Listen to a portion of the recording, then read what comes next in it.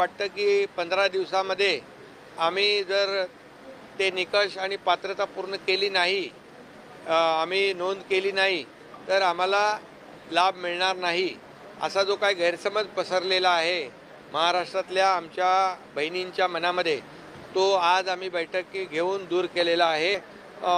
जे निकष जे आहेत ते देखील आम्ही सुलभ केलेले आहेत, सुटसुटीत केलेले आहेत.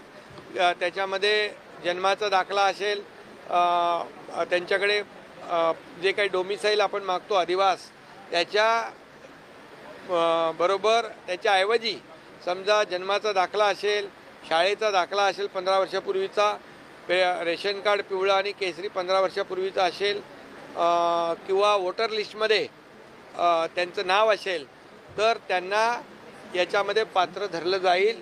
त्यामुळे कुठलीही काळजी त्यांनी करू नये, कुठलीही चिंता करू नये.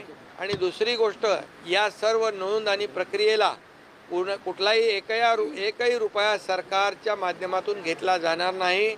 कुणी कुणाला पैसे देता कामा नये. आणि जे कोणी पैशाची मागणी करतील त्याची तक्रार कलेक्टरकडे त्यांनी करावी, त्याच्यावर कठोर कारवाई केली जाईल, त्याला जेलमध्ये टाकलं जाईल.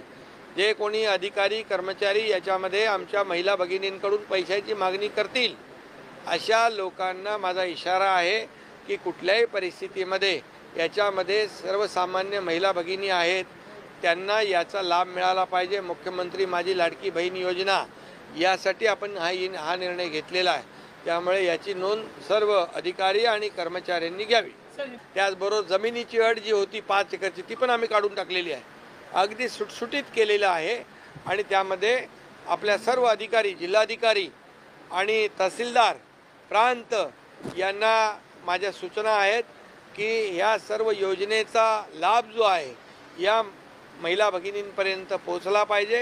ही सरकारची भूमिका आहे. आणि म्हणून याची जी प्रक्रिया आहे, प्रक्रिया सुलभ होण्यासाठी त्यांना महिलांना, आमच्या भगिनींना संपूर्णपणे मार्गदर्शन करण्याचं काम प्रशासनाने करावं.